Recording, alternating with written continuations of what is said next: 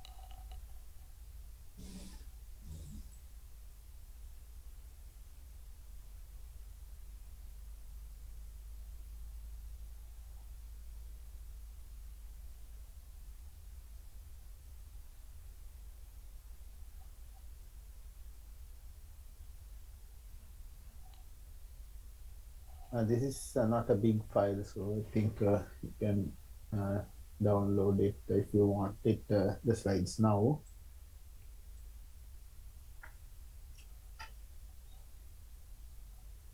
Right, so now it is available to download from your link or your group.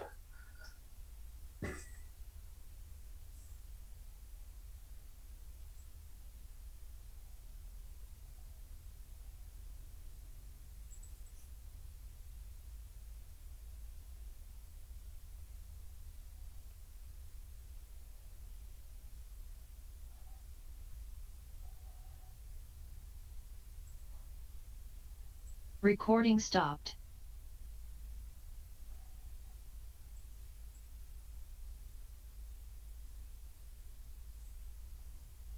Recording in progress. I told you about the growth faltering or failure to thrive are the terms that we use when a child is not growing, showing a growth in three consecutive time points. Three consecutive time points means now, say for example, if we take the measurement in April and then again in May, if there is no difference in the height or weight, we cannot say that it's a growth faltering. We have to wait for another month. So April, May, and June, and then you confirm that there is no growth, or we say that the child has come to a plateau. So it's a plateau, Plateu, plateau.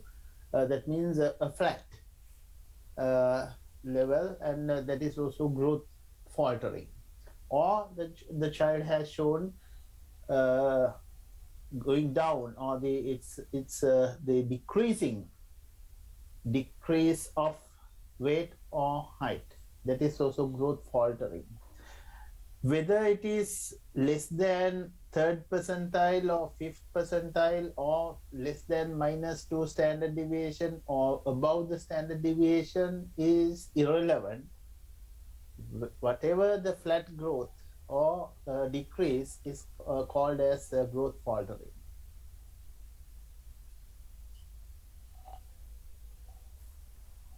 You will get some additional information for your uh, nutrition in life cycle through this course.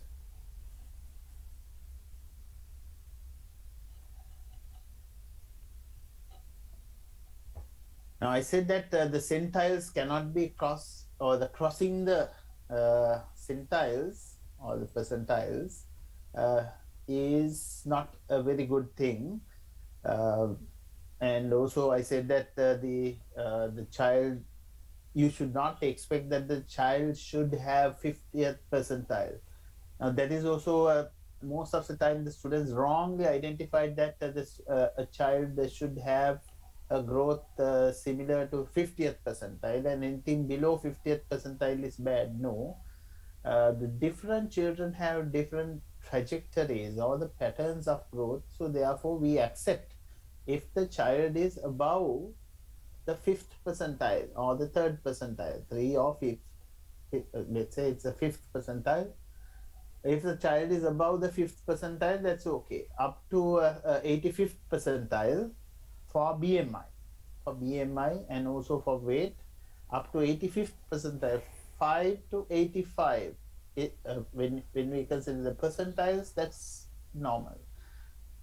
Z scores, the -2 to +2, are considered as good or accepted. Although I said that the nutrition is the main factor which governs or which decides your height, some other factors can also affect the child's short stature. Then that is about the parents' stature, or your mother and the father's height is also a factor to consider. So I said that 50th centile is not the goal for each child. Normal children often shift 1 or 2 centiles for both length and weight. So 1 or 2 centile shifting is very common, especially in the first 6 months, and majority settling into a channel towards the 50th centile rather than going away. So then majority definitely, the population majority goes towards the 50th percentile. That is obvious. So then that's why around the 50th percentile or around the median, a lot of people are there in the normal distribution curve. If you understand your statistics, then you can understand this. Around the 50th percentile, a lot of people are there. So if you get a large population, a population of children, and if you measure their centiles, then most of them are around the 50th centile. That is true. Usually, after the second year, we observe a decline or incline in growth, both. After second year, they show some increment in the growth.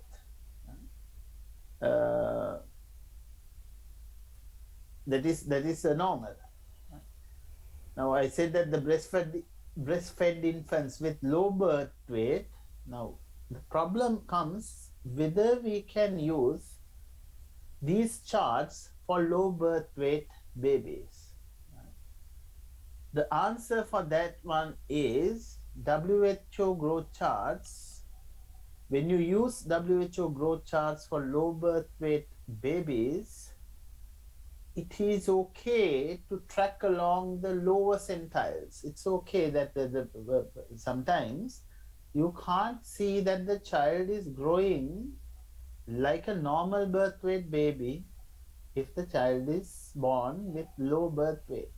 So then still it's okay as far as the child increase the weight throughout the life or in the next few months, the child will increase the weight, but since the child has low birth weight, you cannot expect the child to grow faster. And some scientists say, and some nutrition scientists say, that it is not good to push a low birth weight baby towards upper centiles. Let the child go or increase the weight or height at a lower centile, because they start from a lower centile and they should not cross and quickly go to the top centiles. Usually a child who is born with low birth weight, now from nutrition and life cycle, this factor you should have learned, that if we try to feed that baby and try to increase the weight too much, the weight will increase. That can happen. But importantly, that is very harmful for such babies. What will happen, according to uh, some research and also hypothesis like Barker's hypothesis? I hope that you know what is Barker's hypothesis. You know, ne?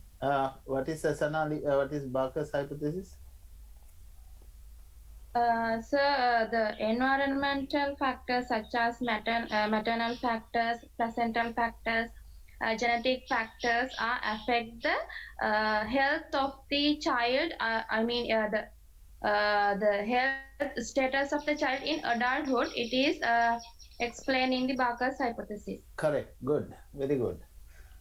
So that's the short, very brief description. So I know that you all can explain it later, and giving examples and what will happen, what are the specialties related to NCDs. Now, low birth weight is the low birth weight baby means that baby had some problems during the fetal period. During the pregnancy, the mother had some problems, or the baby had some problems, or mother and baby both had problems. That's why a low birth weight baby is born.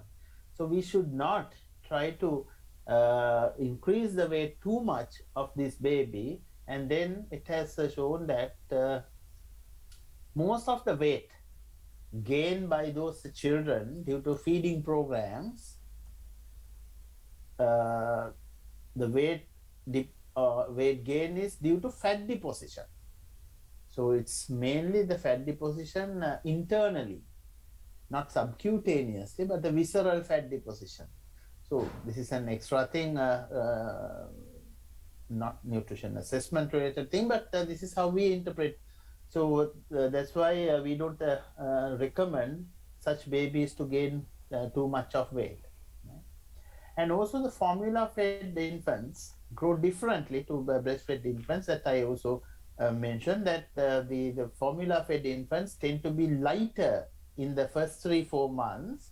The first 3-4 months they are not very heavy, or their weight is lower than the breastfed babies. But after 4 to 6 months, their weight is higher and their growth is different. So in the previous graph I showed that. There are certain concerns in the growth monitoring. Some people criticize growth monitoring is just a waste of valuable time, and it is unnecessarily make the parents upset or anxiety. Now, I know that some parents, so if you have your elder sisters or some other relations who had babies recently, ask from them, and they have worries about this, the growth, the weight, increment of the weight, and they are so worried and saying that my baby has not increased the weight, but it's, some people say it's unnecessary worry. A review, here the Cochrane review, I use the term and you should be familiar with that. Cochrane review is the Cochrane reviews are published separately. Those Cochrane reviews are done time to time on a particular topic to find out what is the current status of a some situation. Let's say Cochrane review about the Barker's hypothesis. That means up to date, what are the evidence to prove Barker's hypothesis, something like that. So the Cochrane reviews are there for many different things. The Cochrane reviews for malnutrition, Cochrane review for NCDs. So likewise, these are the reviews. So these reviews, which are published in journals, the Cochrane journal is there. Cochrane reviews conclude that there was insufficient evidence that routine growth monitoring is of benefit to child health in either developed or developing countries. Now, we generally think that if we monitor the children's growth periodically in the MOH office or these clinics, they have to give the feedback to the mother and say that your child growth is not good, and then you need to feed the baby well, giving the complementary food, or give Triposha if not, if they are very malnourished, if they are if they are in less than third percentile or the fifth percentile, Triposha is given. Triposha is not given to all babies. Triposha, you should know that there is a government circular criteria of giving Triposha, not for everyone. Triposha is given if the baby's growth is low or low weight gain. But anyway, the researchers have found that there is no such big benefit of measuring these children and giving feedback to the mothers. Right? So these are the scientific discussions. However, in the exam, if I ask you what are the benefits of growth monitoring, you need to say that getting growth monitoring or doing growth monitoring will give feedback to the mothers, and then therefore they can properly guide their children's growth by providing proper food, etc. But all scientists have not agreed on that. BMI for age, I said that this is a good screening tool for children to find out malnutrition, under or overnutrition, but it is not a diagnostic tool. You should know that what is diagnostic and what is screening. Screening is a quick identification, and the diagnostic means exactly identifying whether somebody is malnourished or not. This is a guidance for further assessment and referral or intervention. So if a child has a low BMI for age, then we can refer the child to a pediatrician or nutritionist, so then they can treat the children. And also the third point is important: children who are crossing the BMI centiles, it's the upward direction, they will become obese and overweight. And also the BMI increase means there can be a chance to have fat mass and also fat-free mass increase.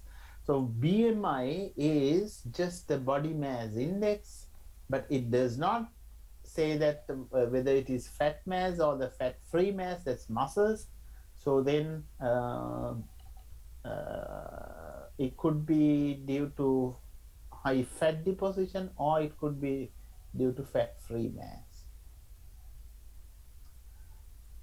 So these are, just for your information, the causes of growth problems. I'm not going into discuss of this because you learn about intrauterine growth retardation, the reasons for low birth weight, etc.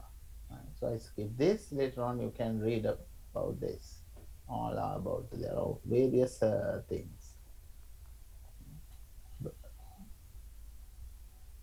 Let's talk about some other factors, some other measurements, anthropometric measurements, mid upper arm circumference. This is taken using a special tape, not a stretchable tape, like these normal tailoring tapes are not good, but in the laboratory sometimes we use these things. Mainly we use the mid-upper arm circumference to detect or screen for acute malnutrition. Acute malnutrition is short-term malnutrition situations occur due to emergencies. Emergencies means, let's say that the flooding or the COVID or some displacement, lockdown, or whatever the emergency situations, there may be some problems in accessing the food. Now, those who are involving in the survey know that we measure the access to food by household food insecurity access scale. Because food accessibility to food is very important, and it is a reason for acute malnutrition. So in that research, we look at whether people that you are calling had some problems during the COVID period in relation to their food accessibility, and we can assume, or we can predict that these people, or these the children in those households may get malnutrition at least short period of time, acute malnutrition due to COVID situation. Right? Now that is why we measure food security. Food security or food insecurity is an indication of malnutrition in vulnerable groups. So those who are in that the work know that very well. How we selected the group, those are vulnerable populations, the vulnerable populations in estate sector, rural sector, and urban sector. Urban sector, we thought that now we have we got those numbers randomly, assuming that they are living in the areas where these vulnerable populations are living. Now in Colombo, certain area, now Colombo 7 is a posh area. Colombo 3, 4, those are high affluent people are there, and all these the commercial establishments are there, and the people who are living in that area are generally rich people. But the people who are living in Colombo 10, 11, 12, and even in Boral area, Colombo 8, so there are certain segments in Colombo Municipal Council. The people living in those areas are their standard of living is poor. So such people are very vulnerable to malnutrition or food insecurity in emergency situations. So that's why we measure. Rather now online or the using telephone, you cannot measure the children's height or the weight. So because of that, we decided to measure the food security. Food security in an emergency situation reflect the malnutrition. That's what I want to tell you. Mid-upper arm circumference is relatively independent of age. You might think that older the person, older the child, bigger the mid-upper arm circumference. No, it is not like that. Mid-upper arm circumference increase only by 2.5 centimeter. So that's the diameter of this mid-upper arm. So that increases only by 2.5 centimeters from 1 year to 5 years. Age is not known. Sometimes some children's age is not known. Some cultures don't think that all countries have the birth certificates like what we have now. They don't have birth certificates. The births or the date of birth are not known. So in such a situation, you cannot get an idea about weight for age. No age. You can't get a height for age. So in such situations, we can go for weight for height. In emergency situation, we can go for weight for height, and that is wasting. So as you already identified, wasting is an acute situation. In addition to weight for height, we have to take 2 measurements. But here it's a quick one measurement, mid-upper arm circumference, and there are certain cutoff values.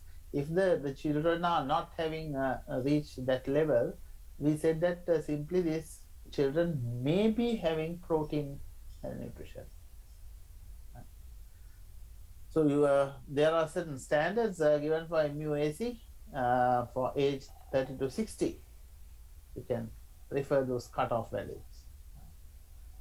Usually MUAC is not used outside the emergency situation. Only in the emergency situation, you can't take all those measurements. So quickly we take the tape and then measure the mid-upper arm circumference. When you come to the practicals, I will show you the mid-upper arm circumference.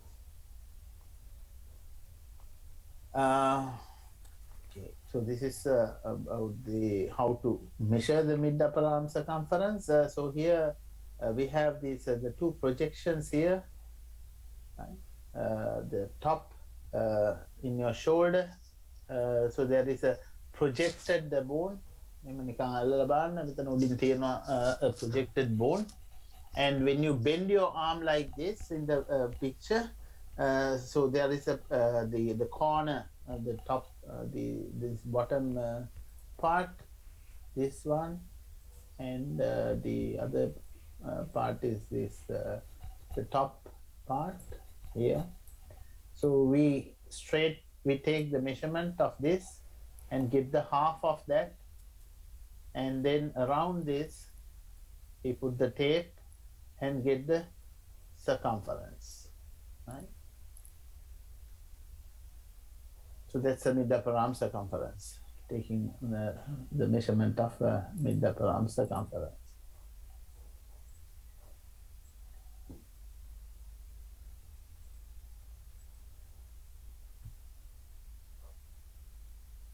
Okay. Now we have done the main part of the anthropometry, the measurements, height and weight of the children, and then maybe head circumferences whenever necessary. And then we go for mid-upper arm circumference during emergency situations. And then we compare with the cutoff value.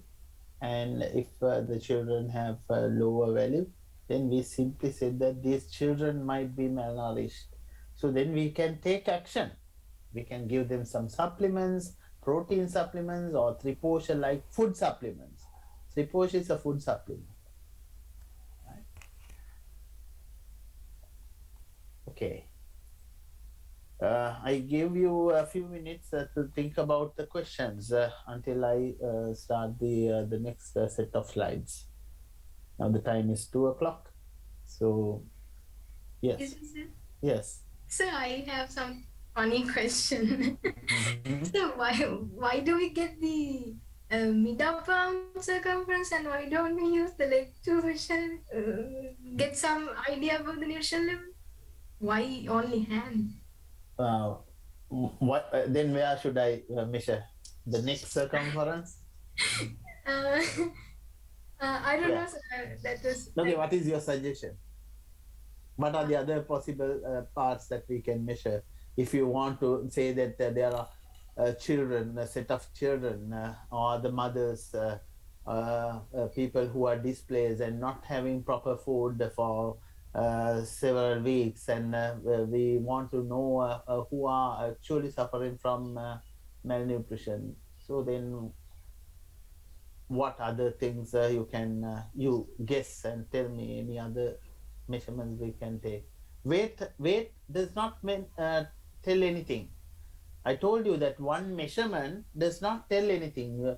Okay, if your weight is say 50 kilograms, and I measure your weight 50 kilograms, but I don't know what's 50. Is it 50 is enough or not? If it is enough or not, then I have to get height and weight both, and then calculate your BMI. So if I calculate your BMI, then I can tell you something. But no other one measurement tells about your the nutritional status. Yes, sir. I totally get your idea, but I was wondering. I drew the picture in your slide just to like get an idea which position we have to get the circumference. So I was wondering why. Do you think that the thigh circumference or the calf circumference, or Yeah. that's what you think? Okay. The research shows that very simply, this is based on everything what we are talking in these courses are research based. Right? If you are not getting enough food for 1 month, or even not 1 month, for few days, your mid upper arm circumference will shrink. It reduces. If you are suffering from a disease, say for example, if you are suffering from a, say, infectious diseases, COVID or dengue or some other fever or something for 1 week, and if you lost your appetite and if you cannot eat, then there can be acute malnutrition, and acute malnutrition will occur, and we can see that from your mid upper arm circumference, from here. This will reduce, and this muscle that tells about the muscle circumference of this arm muscle circumference. And the research found that this arm muscle circumference depends on the total body protein. Right? So the story is this: if you are not eating enough protein and calorie, your protein level of the body goes down, and then it is reflected by your this arm muscle, and therefore when we measure the arm circumference, it will give lower value. If the value is lower than a particular cutoff value, we say that malnourished. That's a thing. This is very sensitive to your acute malnutrition. Other some people okay, දැන් අපි කියනවා සමහර අයට උණ හැදුනහම ඔයාගේ මේ මූණ ඇදිලා ගිහිල්ලා හකු මෙහෙම මේ වෙලා. So then the different people shows the different symptoms. සමහර අයගේ මෙතන උර හිස්, and සමහර අයගේ බෙල්ලෙන්. But those are not universal, not common to everyone. But mid upper arm circumference has been shown by the researchers that it reflects malnutrition. You understand? Yes, it's perfectly clear. I got the answer I was expecting. Thank you. Okay, thank you. Thank you for asking the question. Any other questions? Excuse me, sir. Yes. So I have one question. So can you little bit explain about the growth flattering and the growth drive? It's called growth faltering. Faltering. Sorry, sir. Yeah, Growth it's a growth faltering and growth thrive. It's a failure to thrive. It's called failure to thrive. Both are same meaning. Growth faltering is, if I draw it again in a graph, these are the growth charts. These are different percentiles or different. Okay, let me take take one example for you. Okay, can you tell me whether you have done or have you come across this in nutrition in life cycle? These two terms? No, sir. Now, what is the stage of life cycle now we are following now? Sir, we are doing now the adult nutrition for adults. Adults I don't know how it is missed. Okay, so years ago, okay, before Dr. Malkanti did this course, actually I was doing this the nutrition in life cycle course. So I will show you my slides that I use during in nutrition in life cycle. Yeah? And the things that I use, the charts. Now this is weight for age girls, and this is median, and very low weight for age. That means that is -3, and -2 is a low weight for age. It is low weight for age. This is weight for age boys. Look at this one. Now you see that this is a growth of a boy. These are the months 1, 2, 3, 4, 5, 6 up to 9 months. So this child started. This is the birth weight. It's about say 3.5 kilograms. 3.5 kilograms, and it increases. In the second month, it's about 6 kilograms, and then 7 kilograms, and then 8 kilograms, and say 8 kilos and 300 grams, and 8 kilos and 500 grams, and here again 8 kilos and 500 grams. Now here, in this point, you see some sort of growth faltering starts, but we have to wait for another month. Let's say in the next month, 10th month, again the child shows same 8.5 kilograms. So then it goes like this. So this is a plateau.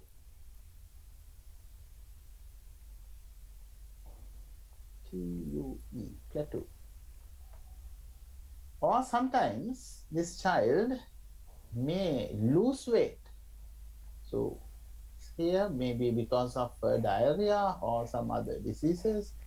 So then they start to go down like this. That is also growth faltering.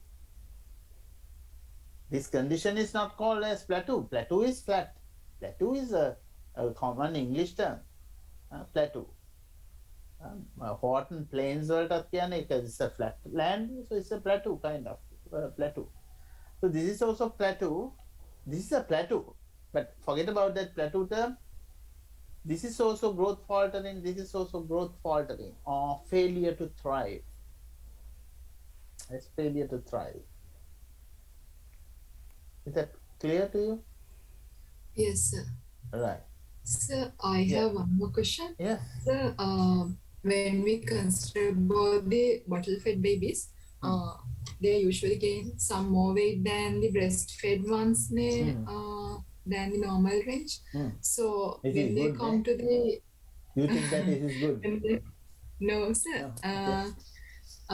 Now, when they are coming to the teenage age or elderly age, there is a risk of being obesity. That I cannot give you an exact answer. Not when they come to the adult stage or adolescent. Sometimes some research found that bottle-fed babies are more prone or more they have a higher risk of becoming obese because there is no control in feeding the baby. But the breastfeeding, the babies are, I think that this is something that you learn in life cycle. When we suck from our mother's breast, it's little bit tired thing, and you have to put an effort to suck. So when you feel when you reach the satiety level, or that the infant reach the satiety level, the infant stop sucking the nipple. Right? But formula is given, especially using the bottles and using the rubber teeth and with a bigger hole, so then the baby get this the milk so easily. No need to suck a lot. So baby can keep on going, and then drink lot of formula milk. That can happen. The other thing is, naturally the mother's milk gives some sort of satisfactory factors, chemical factors which gives you satisfaction. දැකලා තියෙනවනේ පොඩි බබාලා කිරි බීලා කොහොමද නිදාගන්නේ කියලා කිරි බීපු ගාම නිදාගන්න. The reason is those are the sleeping factors are there. Some factors, or some factor means some chemicals responsible for sleep, giving sleeping effect is there, right? I can't remember what is exactly what's the substance, but so then therefore they stop, but the others don't stop, and sometimes overfeeding, and that could lead to overweight or obesity even at the end of the first year of the life. So then some research shows that there is a link or association between bottle feeding or formula feeding and obesity. And then because of that, you can predict that they might have non-communicable diseases. But the non-communicable diseases are multifactorial. That you learn in diet and diseases. I think you learn diet and diseases. There you know that one factor does not decide the non-communicable diseases. There are so many factors decide. So then we cannot say it's this bottle feeding or formula feeding. Did I give you an answer? Yes, sir. Thank you very much. So you asked the same question in the chat. Yeah. Right, so the further few examples here, my set of slides. Now you see that the weight for age of the girl. Now again, this child. You see that this child reached this -2 standard deviation. Red one is -2. So this the child has reached the -2. So this is a reduction. Is there a reduction in weight or increment? 2 to 3 months is an increment or reduction? It's increments. It's an increment. Weight increase, but increment rate is low. If the rate is high, it should go like this. But now the rate is low. At a lower rate, the child is growing. But always you look at this, the shapes of these graphs, you see that these graphs are going like this. It's not growing like that. Right? So the growth velocity reduces when the child is growing naturally. These are natural. All are natural things. That's how the study shows that WHO gives naturally what happens, normally what happens. And then we trace a particular child. Right? And if the child shows this type of growth in the next 2 months, this is also questionable. Why? So that cannot happen. Right? So interpretation of growth charts, actually, I hope that this should have been done in nutrition in life cycle. I don't think that previously we had some sessions to interpret this anyway, that wherever, whatever the course we have to learn. Now look at this child. It's a different growth chart. You see that actually these are often given in the exams in both courses. These things can come in the exam, giving a growth chart, and then you need to interpret or explain what's happening. Okay, look at this and assume that these thick lines up and down, the top and bottom, thick lines indicates we call this this part. Okay, I shouldn't use red. I should use green.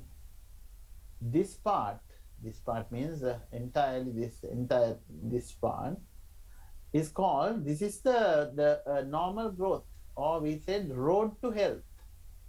ඒකත් ඉගෙනගෙන තියෙන්න ඕනේ nutrition in life cycle. This part, entire part is the road to health. So then we expect that the child should go within this road, because road එකක් වගේනේ, so it's like a road. So then this is a road to health. Right, now you look at this chart and tell me what has happened to this baby. This is the first year, this part is first year, and the other part is the second year, and this is the third year.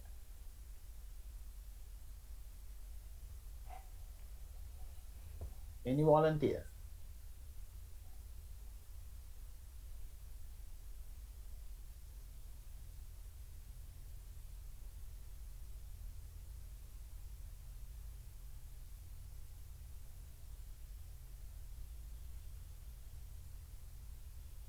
I'm looking for names.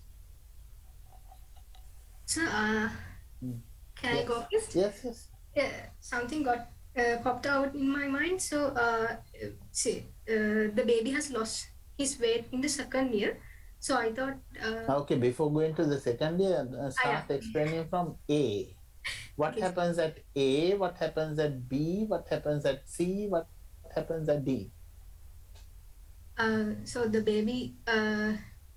the baby's weight is on track in A and B positions, but okay, A and B, A, especially A, shows a rapid growth of the baby. It looks like rapid growth. You can see that the baby is crossing the percentiles. Yes. Right? So if we don't know where the child started, what's the growth, birth weight, but it seems that now it's going up and up and up. Now not parallel to this one. All lines are parallel. All lines are parallel to each other, more or less parallel. Right? Now this line goes. Sorry. Now this child is in this percentile. This is the percentile, and it should go like that. Right? And this percentile goes like this. But the child is crossing the percentiles and going upward direction. Right? This is an upward growth. Okay, so you have to say that A indicates upward or rapid or higher growth velocity of the child. Right. So then, what happens at B? Then, sir, at B, the still. So are these 13, 14, and all those? Those are the months. Months. Okay. Okay, sir. Then for around a month, the baby's the weight is in a particular. It comes to a particular high level. Yes. Okay? That's a reach a particular level at B, and then what happens? Then the baby starts again a rapid loss of the weight. Okay, because loss of weight. Okay. He crosses the centiles, and then again the baby starts gaining weight. You had to say that even the baby has gone below the road to health. Below the road to health means it's below the 3rd percentile or the 5th percentile, or this is -2. Has Okay. gone below that. So then simply here the child is malnourished or the underweight. But during this time the child was not underweight. But here the whole this period the child is underweight. And then what happens? What is shown by D? Then sir, the baby again starts gaining weight. Gaining weight, yeah. And then he comes to the required level for the percentile. Yeah, that's correct. So the required level, she I think she reached the required level of the road to health. And importantly, you have to say that this is catch up. This is the catch up growth. Right. What are the reasons for this C? So that was I'm going to ask from you. No, I'm going to ask you. So I thought of when the baby, the parents implementing the supplementary feed on the baby. Supplementary Supplementary feed. feeding? Yeah, complementary. Complementary. Yeah. Ah. Then the baby, Complementary feeding, I usually they don't wait until 1 year to do complementary feeding. If the complementary feeding issue comes, then 4 to 6 months. After 4 to 6 months, now here you see that the little drop. It's not a really drop, but the child is not growing like this. But the child now shows a different direction of growth. Different direction of growth. So that means now if the child grow like this, the child should go in this way.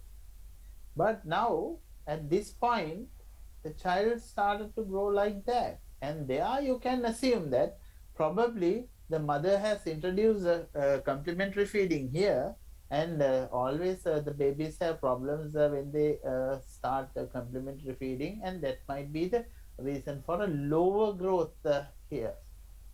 But my question is, what's the reason for this drop? It's not complementary feeding. This is too late to give complementary feeding. And the baby cannot survive for 1 year like this only from the breast milk. Definitely not. Very simple. then the baby might have caught up with the disease. Some diseases, yes. Diarrhea or fever, those are the measles or something happen to the child. And then for a few months, the child is suffering from the disease. So then the growth slow down. But after that, the child recovers, and then the child shows a growth. So all those things you need to explain. I usually give this kind of, last time also I think in the exam I gave a growth chart and asked you to explain. Many people did not do it properly, your senior batch. They didn't do properly. And I thought that, so when I talked with Dr. Malkanti and I asked, this should have been taught and explained, and she said that she said that this was taught in the life cycle, and in the life cycle Viva also the students were unable to explain the things properly. මේ පාරක් ගිහිල්ලා එතන ගිහිල්ලා කියන්න බෑ. ඒගොල්ලන්ට තේරෙ තියන්නේ ඇයි මේක assessment වල උගන්වන්නේ නැද්ද? So they had a thought, why wasn't it taught in the nutrition assessment? So then I am asking whether this was taught in life cycle. Now anyway, that whether it's life cycle or the whatever, you need to understand the interpretation of the growth chart. This is done by currently this is done by the MOH and the midwife. So then you must know, you must have better understanding than them regarding interpretation of the growth charts. Some more examples. So this is also another example.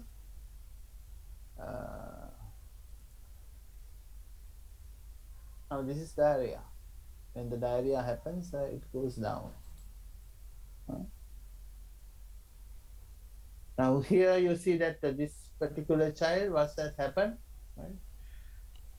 Away with grandmother. Right? So then in the first year, this baby was with the mother, and then maybe mother died or mother has gone somewhere, and now the baby caring is done by the grandmother. So then flat growth, going to be flat, but still little growth. And then the baby got fever, and then swelling, and then drop, and then special care was given, and then increase. And here sibling bond, Okay, mother was not, mother didn't die, so mother is there. And the sibling born means the next child born. When the next child born, here, always less care for the baby. Always less care for the baby. මේක ඉන්නවනම් මේ පන්තියේ elder අය, eldest in the family දන්නවනේ දෙවෙනි එක්කෙනා ආවම පළවෙනි එක්කෙනාට no chance, no care, less care. Always our new baby තමයි දෙන්නේ. ඒක නරකකට නෙමෙයි. That is how they have to put more attention to the new born baby. So then sometimes the first baby is neglected. Right?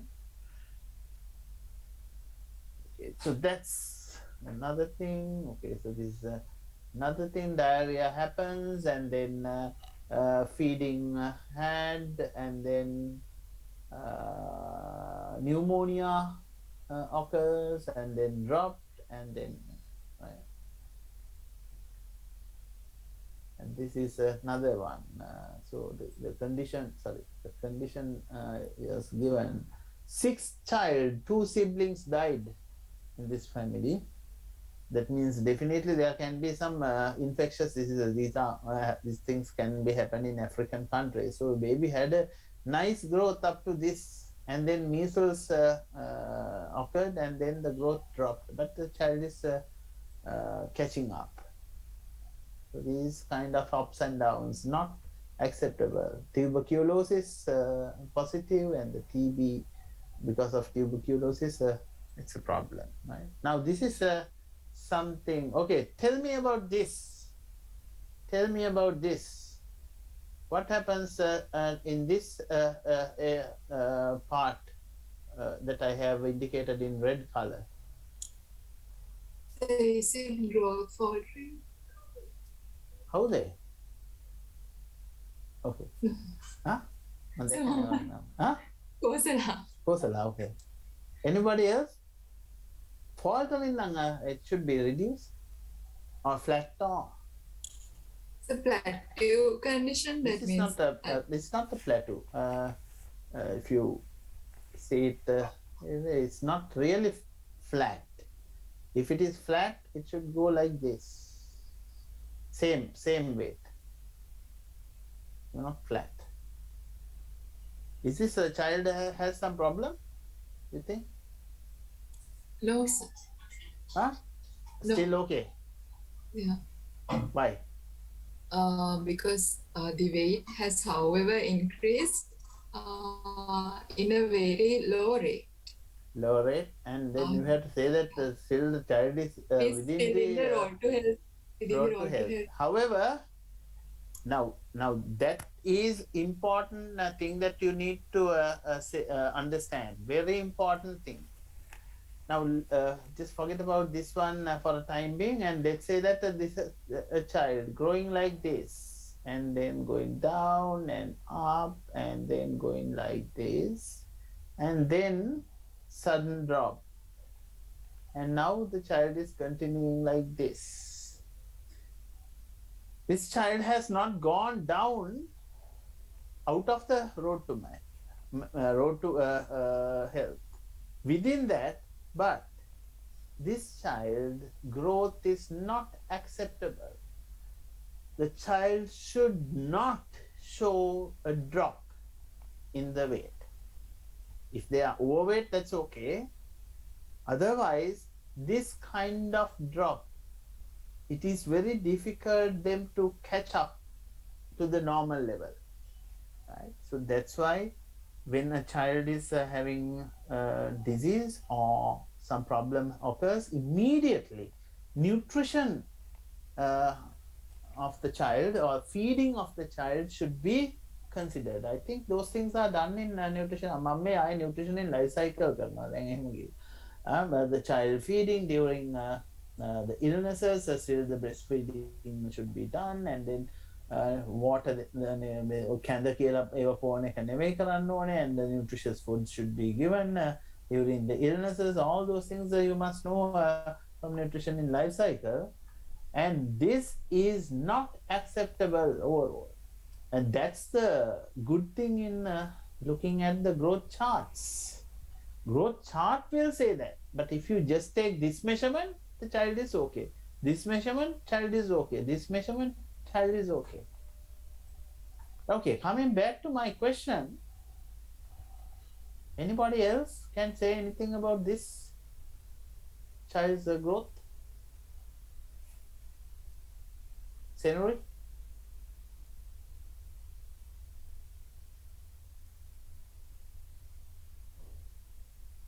Oh, Senori. I'm not sure. You're not sure. Yeah. Kavin?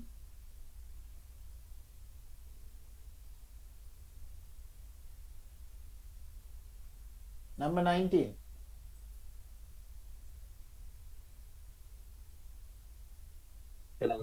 Yes. What can you say about this red part?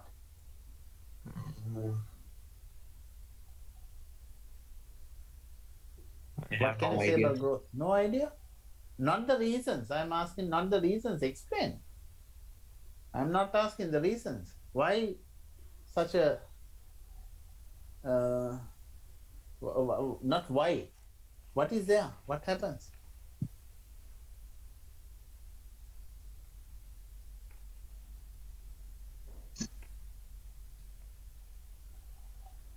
How can you explain this? Not the reasons. I'm not asking the reasons. Nothing technical. Explain the growth of the child in the second year. Growth, sir. Low growth. Wrong. දැන් මුළු පන්තියටම තියන්න වෙනවා අර master mind එකක්. හා? කොහොමද master mind එකේ quiz master? කවුද හිටියේ? Sir, Oh, yes. What is there? so there is a increase of weight, but the rate is low, sir, when camp. Wrong. It's a very simple thing. It's very simple thing. Baby's height increases. No, this is weight. Okay. This measurement was taken in November, and this measurement is taken in the next year, October. So no data here, and it's wrong to connect this point and this point after 1 year. Now all these things are periodically taken every month or every 2 months time. Now this one was taken in a particular year, November, and the next measurement was taken in the next year, that's January, February, March, April, and October, another one. We don't know what has happened here. We don't know whether the child gone this and gone like that, or gone like up and gone like that. No data. So this is completely wrong. You cannot interpret this. Okay, understand? The point here is you need to get periodical or shorter intervals, not very short intervals every week, but at least every month or 2 months time, not 1 year. Not 1 year. If you take 1 year things, then this is 1 point, and this is another point, and then this is another point. So then you join that, it likes that. Okay, perfect growth. No, this child has a different kind of growth. So you can't, that's why you have to do it continuous. You can have continuous assessment කරලා quizzes දීලා හැම බලන්නේ how you process කියලා. නැත්තම් එකපාරටම මෙතන exam එකයි මෙතන exam මොනවා වෙනවද කියලා nobody knows. Right. So here the answer is if I ask you to explain, you have to say that we can't explain this. There's a problem, technical error, technical problem. Right? ඒකත් මම මේ පොඩක් බලන්න බැලුවේ කොහොමද කියලා. Okay, and then okay, this is about the mid-upper arm circumference measurements. So we use a special tape, and in that tape there is a range for green, yellow, and red. Now you look at this child, very thin upper arm, so that indicates that the child is malnourished, and in this tape it indicates if the child is in this range green, this is yellow and red. Okay, that's about the life cycle thing. Yeah, no, I teach this similar part in the life cycle also, because the food science group must know these things. Any other questions? And now, okay, time is 2:40. We will take 5 minutes break, and then I start the new section on body composition. If you have questions, you can ask them. You can ask them later. Recording stopped.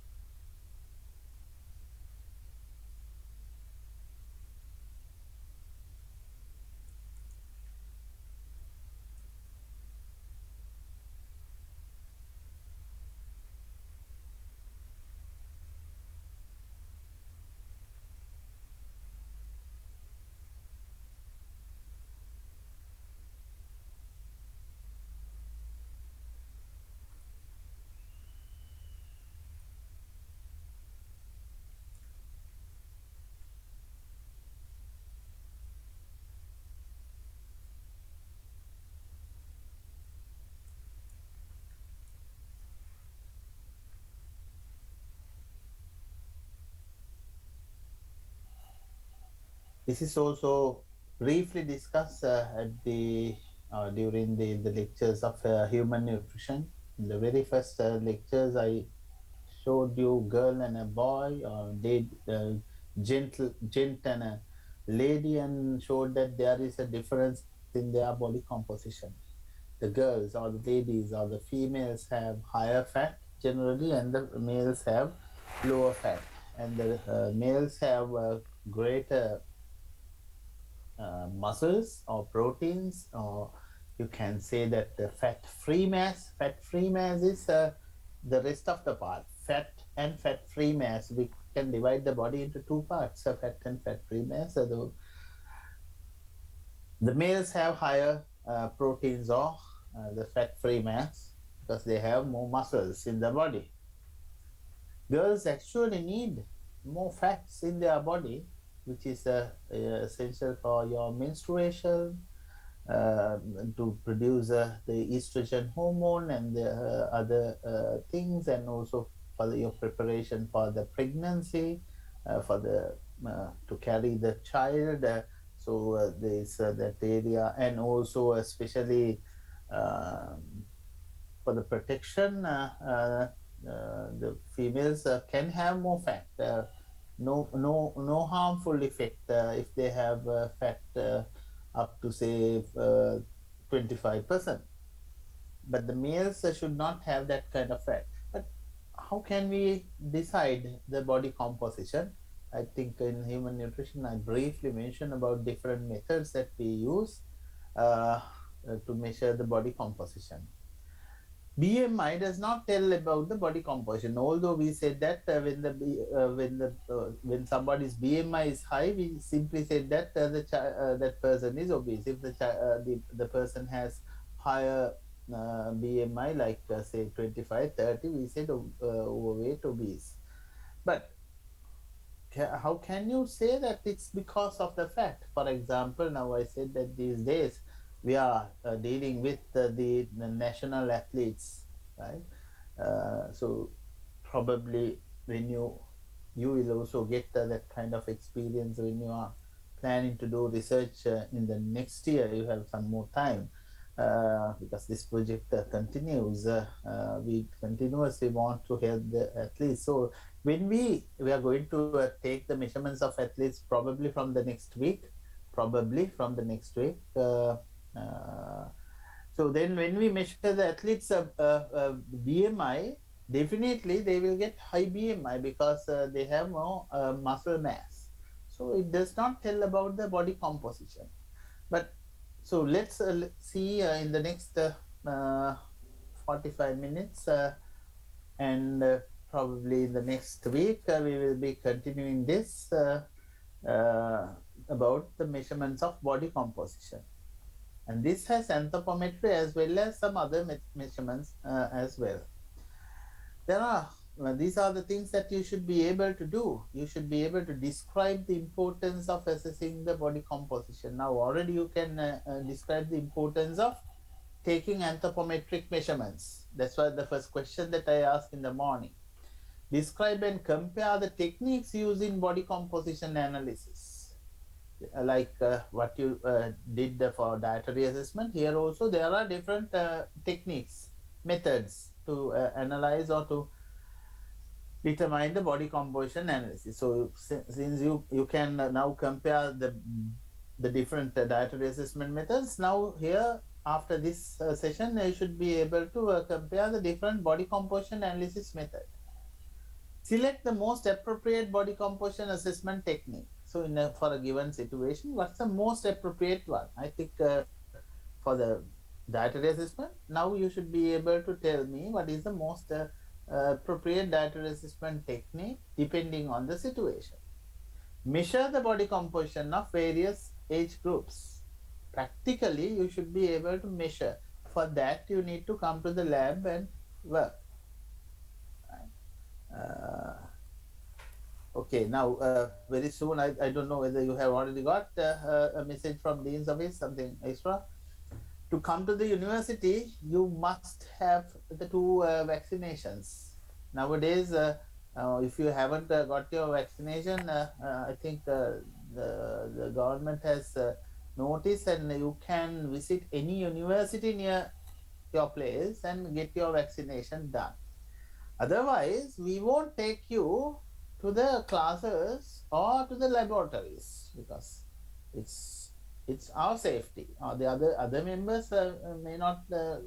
You can't say that it is a violation of your human rights or something, because if you come there, it will violate the health rights of the people there. So unless you have a specific reason because of your allergies and something, you are not taking the thing, then we might ask you to take frequent antigen test. හැමදාම එන්නේ ඉස්සෙල්ලා antigen test එකක් කරගෙන report එක ගේන්න.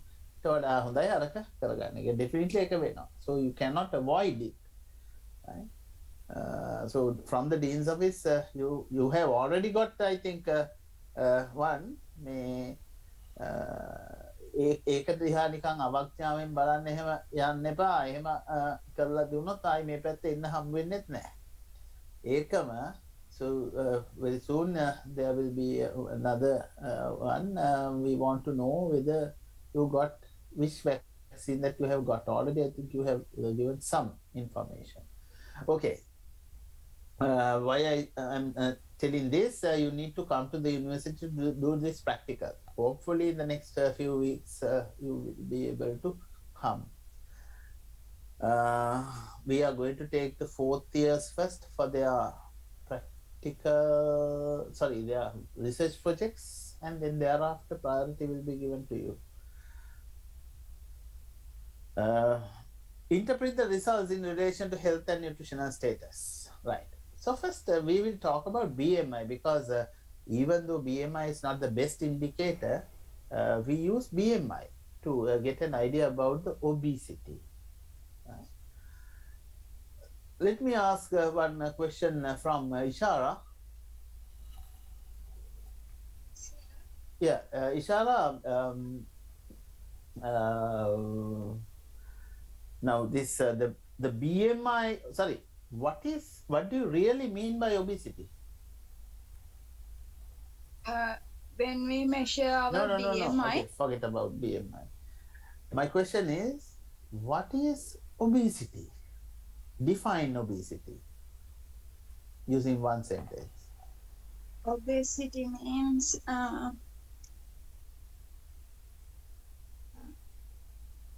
it is a condition that excess fat. Very Okay. correct. Good, good. It's excess fat. It's not excess body weight. It's a body fatness, right? We need to decide the body fatness to decide whether somebody is obese or overweight. Although we say it's overweight, it's actually over fat, right? But the BMI, another name for BMI is Quatlex index, and we know that how to measure the BMI. You did this for human nutrition. You need to measure height in meters. It is convenient and reliable indicator of obesity. Practically, this is okay to decide or measure or determine the obesity. Right? So, higher the BMI, you can say the higher the fat, but not always. But it overestimates the fatness in heavily muscled people. Right? Heavily muscled people are the people like athletes or the bodybuilders. Right? So then they are. You will tell them that they are also obese. That's wrong. Right. Now, BMI cutoffs, you know that 25 to 30 is the overweight, and we say greater than 30 is obese. Right? Overweight is 25, 30, and more than 30 is obese. In Asia, however, at a lower level of height, or at a lower level of BMI, our risk of heart attack increases compared with Western population. In the Western population, cardiovascular disease risk increase after BMI of 25. But our cardiovascular disease risk increase at a lower BMI. Right? So then, therefore, now these cutoffs are decided based on the health issues. Now the health risk increase after 25. So that's why we said 25 is the cutoff for overweight. But in Asia, Asian people, the health risk or heart attack risk increase after the BMI of 23. So then therefore, those values are given, lower cutoff values are given for Asians. Now here you see that the normal cutoff values, the international cutoff values, about 30 is obese, 25 to 29.99 overweight. Now this is how you have to give the exact ranges. You can't say 25 to 30 overweight. This is 25 to 29.99, and 30 and above. Actually, this is the 30 equal or greater than 30. Right. Less than 16 means very underweight. Right. Less than 18.5, all three categories are underweight. This is the actual relationship between body mass index and the mortality rate, death rate. The death rate of the people and people in a country, and the body mass index of the people. Now this is not one person. There are two lines, men and women. Right? Both looks like J shape. We call this this relationship between mortality and the body mass index is J shape. Lowest death rates were reported among those who have the lowest death rates were reported of the people who were in this level of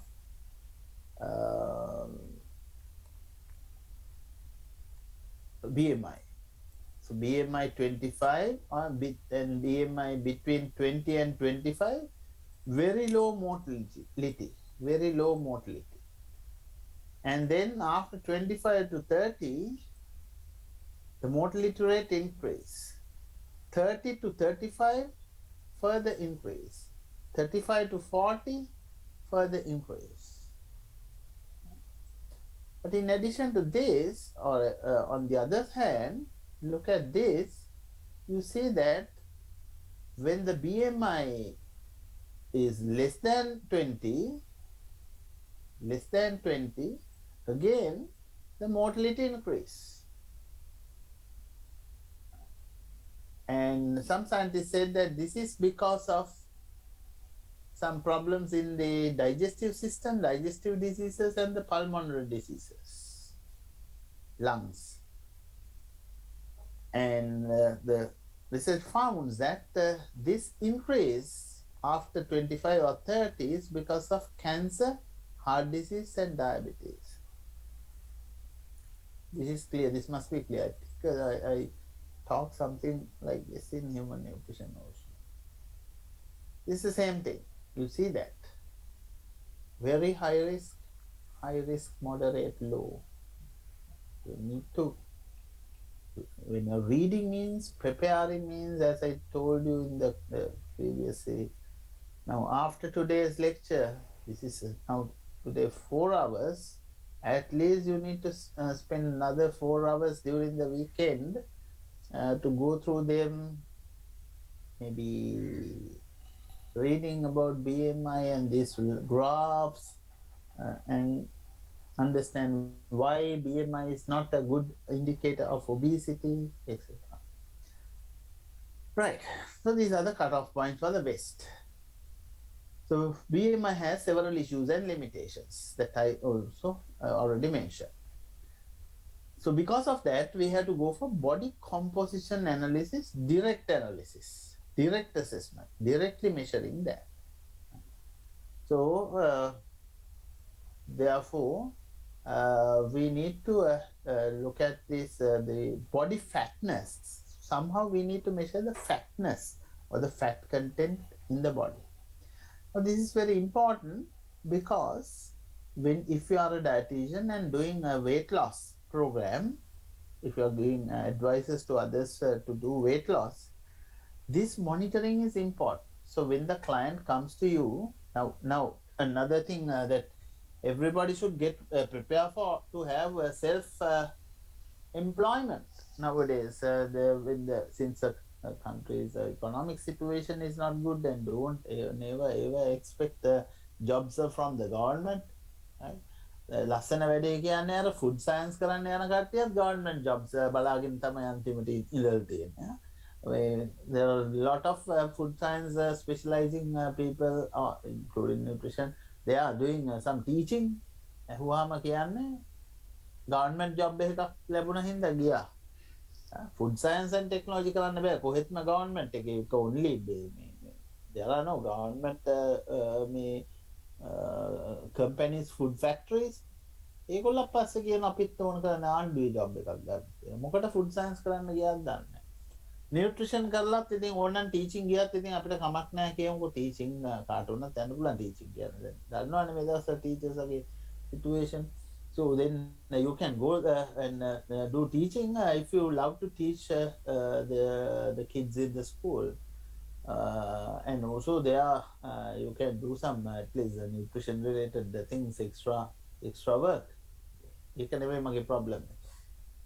My problem is, in future, if you are going to do self-employment, this nutrition is a kind of a business, or you can earn money as a practitioner, or you can do private practice. The private practice, you can do that.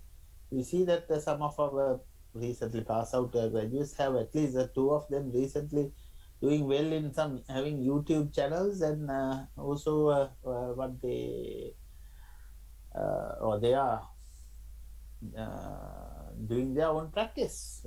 I think they have a good practice, reasonably good practice. Anyway, that if you are going to do weight loss program for your clients, then you must measure their body weight, not the body weight, but not only body weight, but body fat. So what you are going to do is you measure the body fat at the beginning, and then you give the dietary advices, and then periodically check their body fat and see whether there's a reduction in body fat level. That's called weight loss quality. You can check whether your advisors are followed by them, and the weight loss occurs. Weight loss quality. You can lose the weight overnight. Tomorrow I can show you that 1 kilogram loss in my body weight. How? How can somebody get a quick weight loss? Question. Cutting carbs. So it's Cutting carbs, carbohydrates. quick one day weight loss. How can you do it? Dehydration, sir. Dehydration. Dehydration. Yeah, dehydration. You need to take some drugs like diuretics. So then you go to the toilet and remove all the water in the, not all, but some water from the body. So then you can get half a kilo, 500 kilogram difference by tomorrow. But it is not healthy. I can remember that now I can understand what they were doing when I was in school. Some of my classmates were playing boxing. So in boxing and some other things like wrestling, those were in the weight category. There are certain weight categories. The kilogram, 50 kilos, 55 kilos. Now, if you are playing boxing or wrestling, you would be happy to get your the opposition or opponent a smaller person. You are the bigger person, and that person is a smaller person. But the other side, what will happen if you go to a bigger category? You will get a big person to fight with. So then, what you have to do is losing the weight. So these my classmates, now I can understand what they did.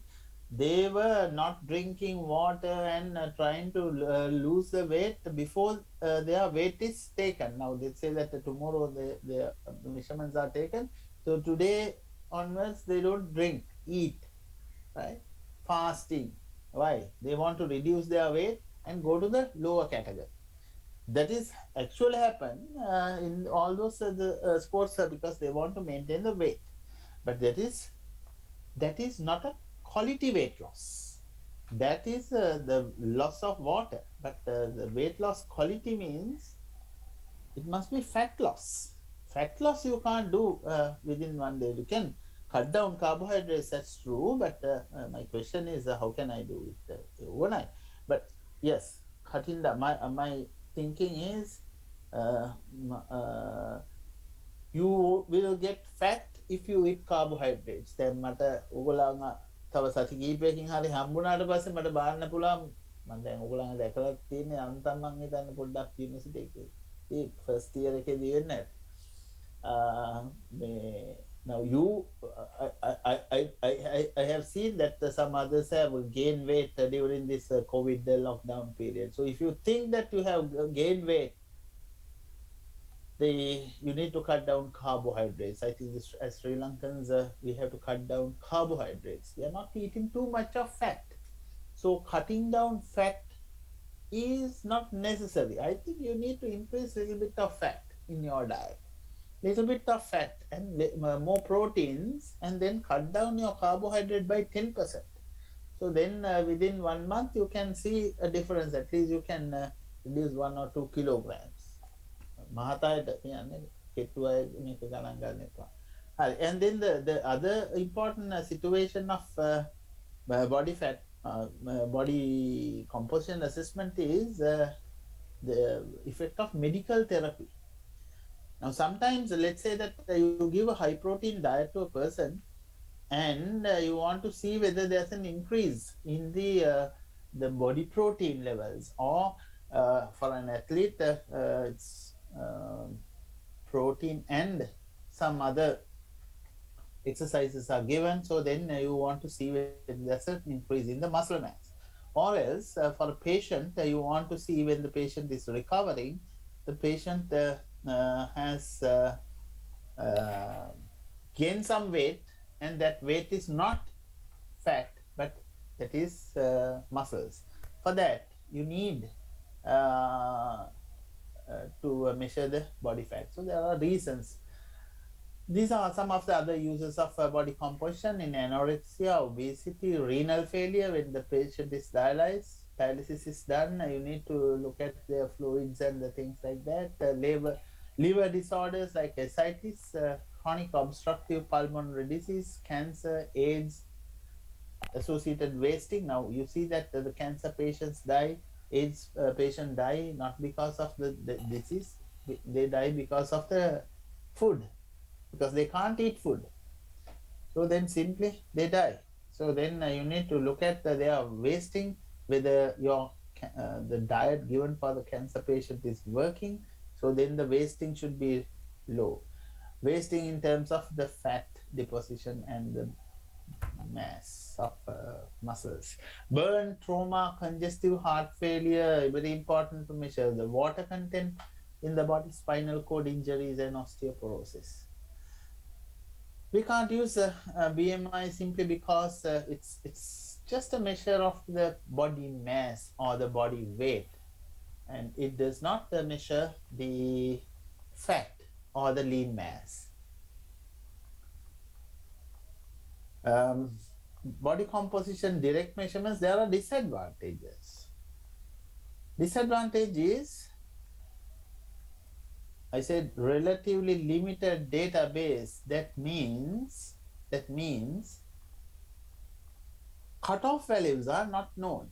For many equipments, we can take the measurement, but they are without having a cutoff value, you can't say anything whether that is okay or not. I can take, for example, I can measure the, let's say, okay, using an equipment, I can measure your total fat, amount of fat in your body. It doesn't mean anything to me unless I know that this is the best level of fat a person should have, say 10%, 15%. So such recommendations or the cutoff values should be there. Otherwise, there's no point of measuring. It's like you measure somebody's glucose and say that 120, fasting 120. Fasting 120, you know that there is a problem. Why? Because you know that the cutoff is 110. If you don't know that, the value is useless. So here we can take the values, but the limited database means limited cutoff values. All field methods are estimations, not directly measuring, but we do estimations. Now the dietary assessments also not very correct ones, those are estimations. So then there can be a lot of false assumptions in our field methods. And errors of big technicians. When you measure, you will do some mistakes. That's called errors by technicians. Technician means the person who uses the technique. Limited understanding by clients. If I tell you, okay, your body fat level is 28.5%. So then what is the client says? Client will ask you, what's the meaning of that? Am I in the correct range or not? Right? Just the value may not give a good understanding to the client. However, BMI, many people already know the cutoff values. If you say that your BMI is 35, then people know that that's too much. Right. So body fat assessment is very important in many situations, even for athletes. Let's look at the models of body composition. There are different models of body composition. I told you just a moment ago. We can divide the body into two parts, fat and fat-free mass. So the fat is completely fat. If you somehow remove the fat, which is practically you can't do, even if you have a dead body, you can't do removing the fat completely, because some fats are combined with proteins. Some fats are combined with some other structures of the body. So difficult to get the fat separately. Anyway, that if you assume that if you remove the fat separately, rest of the part is fat-free mass. So the fat-free mass, what are the things in the fat-free mass? Harsha, we'll get the renal.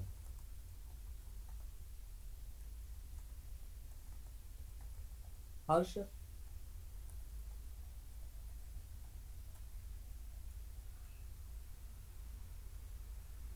එහෙම කියන්නේ නැත්ද මේක?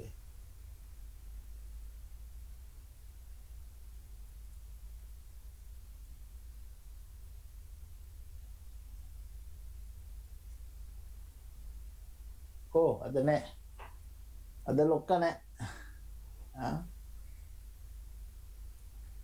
ශෙහාරි.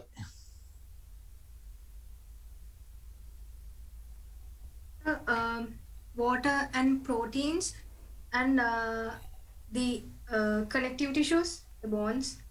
Bones, water, and the muscles. Did you mention about the muscles? Muscles, yes, sir. Okay, yeah, muscles. All are there. Right. So the two compartment models, this is called we consider our body as two compartments, fat mass and the fat-free mass, and the fat mass and the lean body mass. You can say that the fat mass and the lean body mass. Lean body mass includes cell membranes, triglycerides in the cells. So triglyceride is a fat. But cell membrane, if you take muscle, you can't say that it's 100% fat free. It contains, all the cells contain triglycerides, the fats in the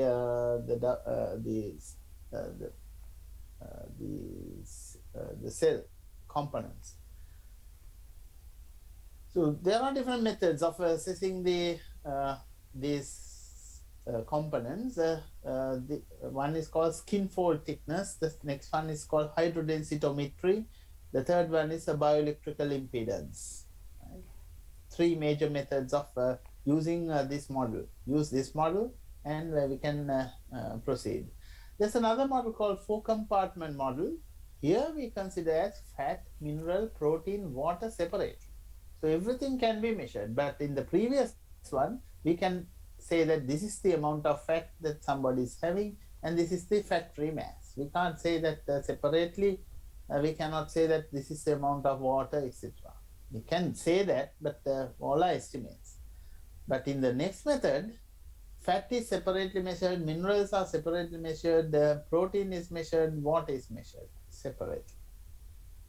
Now, these kind of things are not practicable in the field condition. You can't go to the field and take the measurements. These use high-tech techniques like isotope dilution, dual emission energy or X-ray absorptiometry, we call DEXA, dual emission X-ray absorptiometry, or some say the dual energy X-ray absorptiometry, computer tomography, CT or CAT, CAT scanning or CT scanning, which is usually done for medical purposes, but we can use that one for measure the body composition. So the CT scanning tells us somebody's fat, protein and water. These are actually research techniques and not used in normal courses. Therefore, I'm not going into the details of these things in this course. But I will mention the main principle of this very briefly later on. This is a four-compartment model, but actually this is the fat mass and the fat-free mass. This is the two-compartment model. The fat-free mass is further divided into mineral, protein, and water, and this is a 1, 2, 3, 4 compartment model. Hydrodensitometry is simply it is underwater weighing. Hydrodensitometry is underwater weighing, and this is we use the principle two-compartment model. We assume that our body has two compartments, and our body has a particular density. You all know that the density of water is 1 gram per milliliter. Density of fat is 0.9 gram per milliliter. And that's why the fat is floated on water. Fat density is low. Lean body mass density is greater than water. So then it's 1.1. Water 1. Fat 0.9. So in the hydrodensitometry, we use these factors and then take measurements of the body density. We measure the body density. That's the first step. We want to measure the body density. Body density equals body weight divided by body volume. That you understand? Yeah, the density is weight divided by volume. You know the body weight, but you don't know the body volume. And therefore, you can't calculate the body density. Why we try to measure the body density? Because now you should understand our body is a mixture of fat, lean and water. So where is, what do you think? What is our body density? It's greater than 1 or less than 1? What's the idea? Greater than 1 or less than 1? Over can mic on kalla. So greater than 1.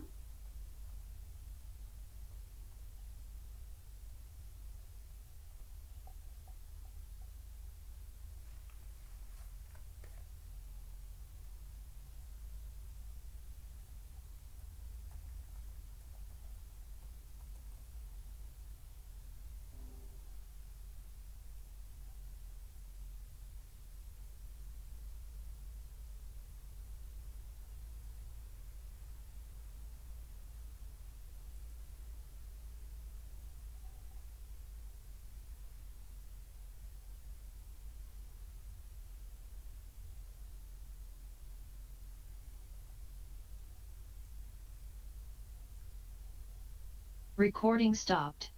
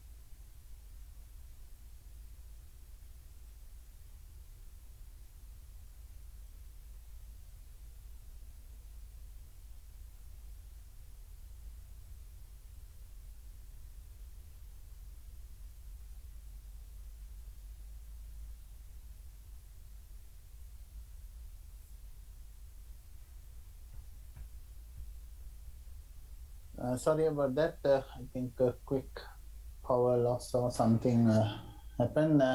So the answer I heard that it's greater than 1. So then we want to know, because our body is a combination of fat and fat-free mass or the muscle mass. So then we want to know exactly how much, what is the value for the body density. You hear me, ne?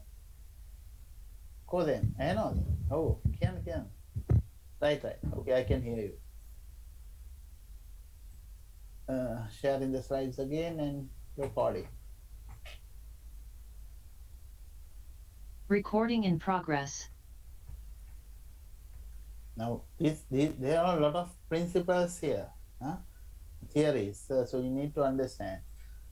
Hydrodensitometry, our aim is to measure the body density. But before that, we need to measure the body volume.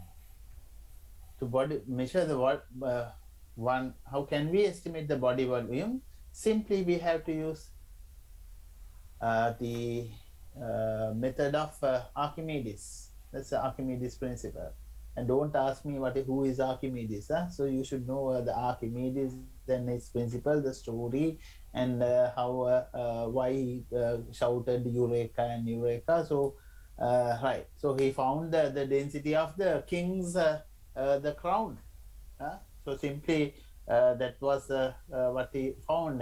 So we use the Archimedes principle, and the principle is the volume of submerged object equals the volume of water displaced. So you submerge something into a water basin or something, and then tank or something, and then some water will be displaced.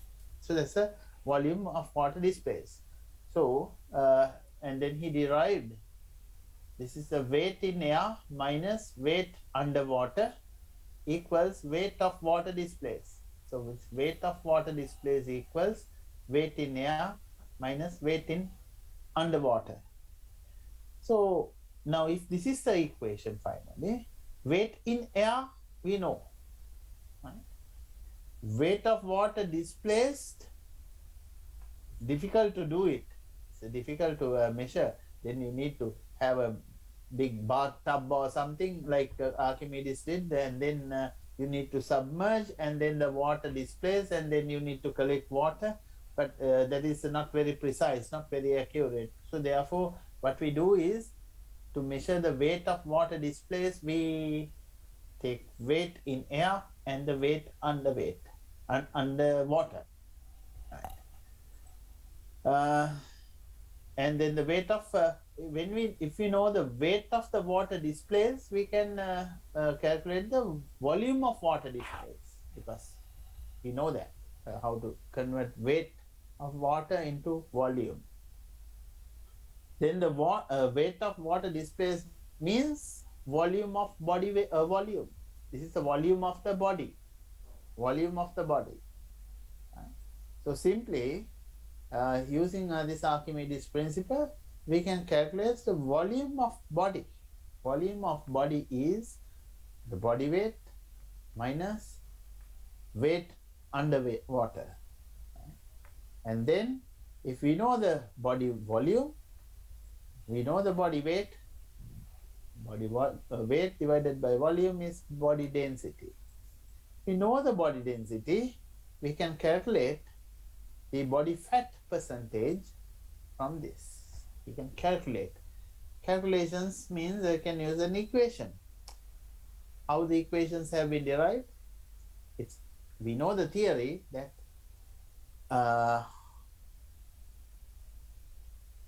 the density of water is 1, density of fat we know, density of the muscle mass we know. So then if we know the body density, if we know the body density, we can regress, we can do a regression equation and then find out how much of body fat.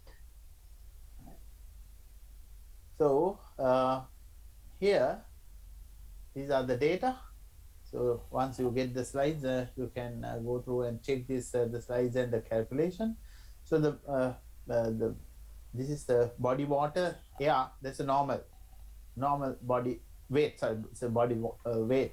Body weight normally 81.6, and when that person jump into water or put into water and measure, it's 3.6. So you might be knowing that. You know that if you go to swimming pool or water something, you feel very comfortable because your body weight reduced this much. Big loss, 3.6 kilograms. Sorry. And this RV is a respiratory volume, and we need to think about the volume of air in our body. 1.3 liters usually. Adult has 1.3 liters. And also GI tract. Our GI tract also has some gas. That's 0.1 liter. So then we have to assume that the density of water at 77 degrees is this is 0.997 kilograms per liter. And then the calculation, first we write the equation, body volume equals PW minus underwater weight divided by 0.997, this one, and there is a correction factor in the equation, RV, that is respiratory volume, plus 0.1. This is the 0.1. Right. So then if you substitute these values here, only these two values we have to measure. RV, we assume that this is 0.1 plus, sorry, RV is 1.3 and this. And then finally we get the body volume, 74.843 liters. Body volume, 76.83 liters. This means if we consider our body as a cylinder, this person can fill 76.83 liters of water on the liquid. And then if you know the body volume, then we can calculate the body density. BW divided by BV is the density, which is 1.062 kilograms per liter, so greater than 1. And then there is another equation, percentage of body fat equals 495 divided by BD minus 450. We call this equation as series equation, SIRI, series equation. It's not Siripala or Sirisena or somebody, but somebody Siri. Okay, series equation using if you substitute the body density here, you will get the percentage of body fat. That's 16% body fat. Done. So you need only the person to measure the underwater weighing measurement, and then you can derive the body fat percentage. Right? And then the fat mass you can calculate if you know the body fat. Total amount is 16 grams, and this is the body fat, body weight. So then 16, that means 13.1 kilogram of fat mass. If you know the fat mass, rest of the part is fat-free mass, that is lean mass. Right? So then that's the value. So in hydrodensitometry, there are assumptions. Fat and lean are constant. Density of fat and lean are constant, but that not always happen. Fat and lean are not constant. Bone density, muscle density, hydration status, so those are the other factors affecting the density. Hydration, it depends. GI gas volume is constant, but different people have different GI gas value. There are limitations, and before you understand the limitation, so finally to finish this section, I am going to show you a video on hydrodensitometry or underwater weighing, how the measurement is taken. Just give me a second to open the video and show it to you.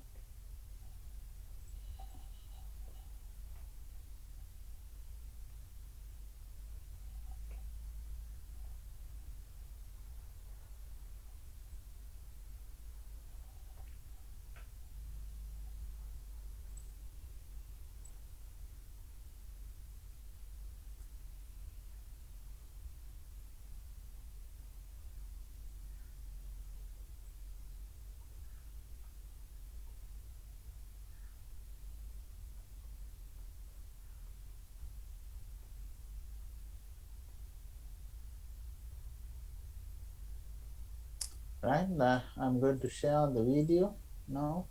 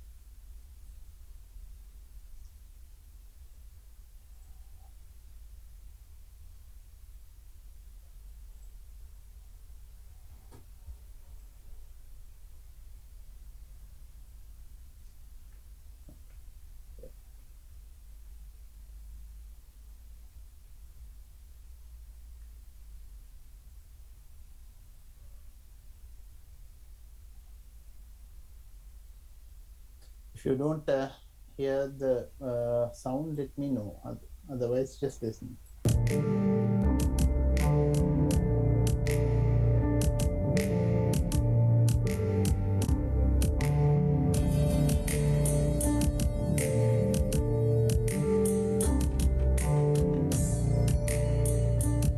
The next test we're going to do is called hydrostatic weighing. And what you're going to have to do is have your secondary test administrators check the temperature of the water in degrees Celsius using this thermometer located on the side of the tank.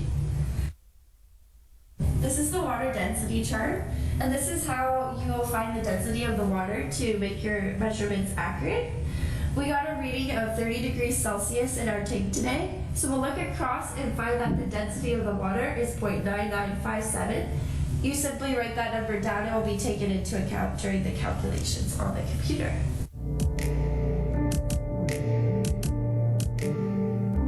And then the primary test administrator is going to stand right where I'm standing and keep an eye on the client. You'll have your client climb into the tank and get comfortable. Tell them to shake out all their bubbles when they're in there and take a seat in the chair.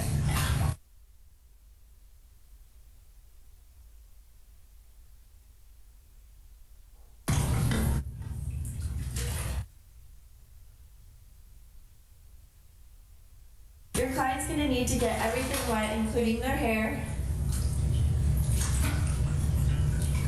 And a good tip to give your clients is when you sit in the chair, try to wrap your feet around the bottom of it. You don't want your client to be touching the sides or the bottom of the tank because that could mess with the reading. When they're ready, you'll tell them to put their head underwater and expel all the air from their lungs. Any air left in the lungs will be counted as fat. That's a good motivator to get them to get all their air out. Once you see the last bubbles come up, you'll knock on the tank. This signifies that they can come up and breathe again, and also that the secondary test administrators can take a reading on the computer. Tell your client if they ever feel like they need to come up for air for any reason, just to come up and we can always do the test again.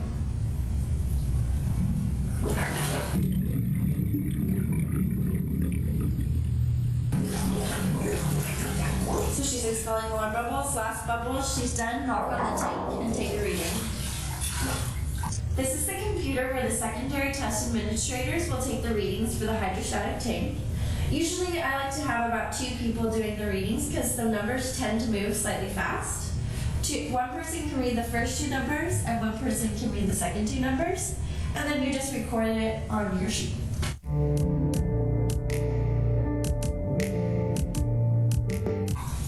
Good job.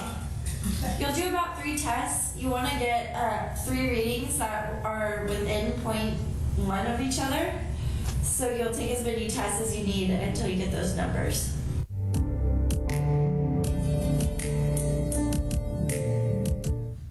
Once your client has completed the test, tell them that they can take a towel if they need it and go dry off and change the bathroom, which are located in the halls. Right, now you saw that how the measurements was taken. Check the temperature because depending on the water temperature density change. So then it is actually there's a computer to take certain measurements, and the subject is asked to submerge in the water, removing all the air in the as much as possible. Breathe out and remove the air, and then thereafter. When the last air bubble comes out, the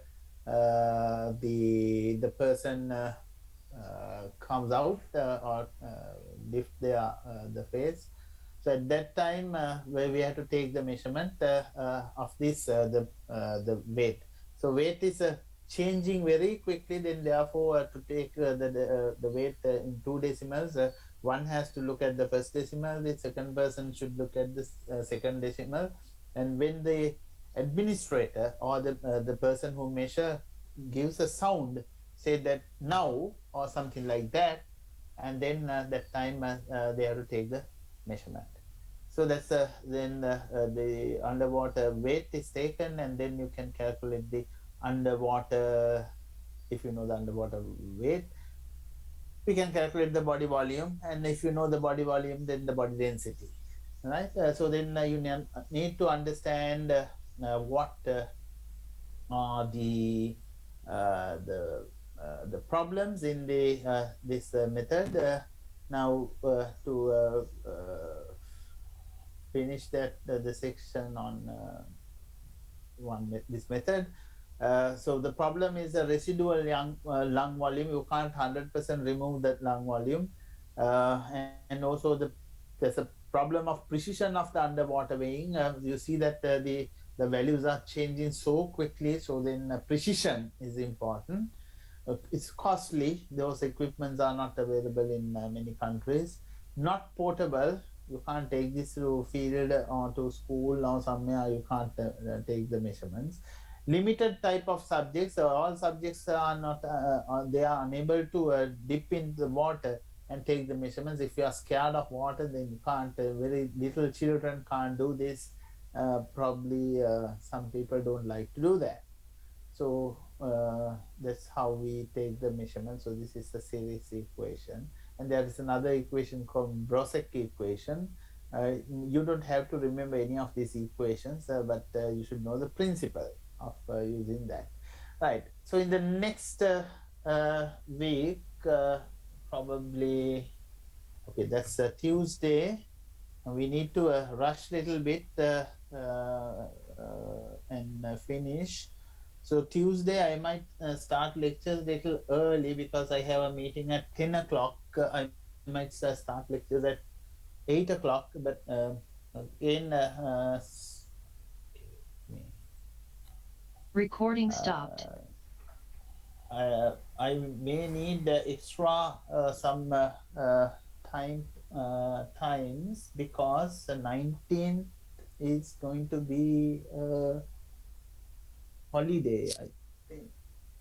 Yes, and 19th is a holiday. That's also Tuesday, but I can do the lectures on Tuesday, even though it's a holiday. But anyway, now we need to rush a little bit because we have just come to the middle of the course. So in the next 2 weeks, not middle, so 2/3 is done, but we have to do the biochemical assessment.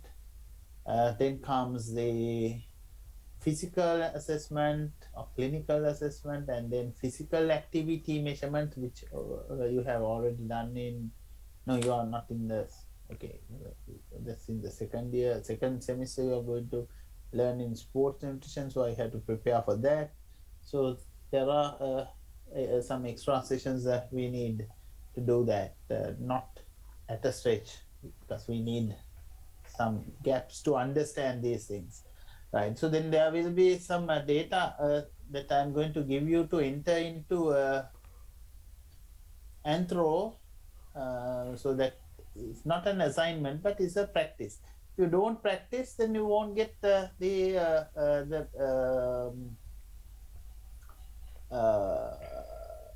competency of doing that. So when it comes to a practical exam or something, there's no initially there's a practical exam plan, but now we have to decide what we are going to do for this time. But we are going to submit a practical report, not on this, but on something else. So then therefore you need to do this exercise and practice by yourself Anthro, and generate a report. So we provide you those details. Right, so then I stop the session today. Later on, I will discuss with Hasara and plan out the next 2 or 3 weeks, 2 weeks program for you.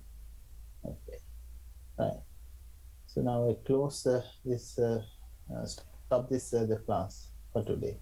So see you in the next week.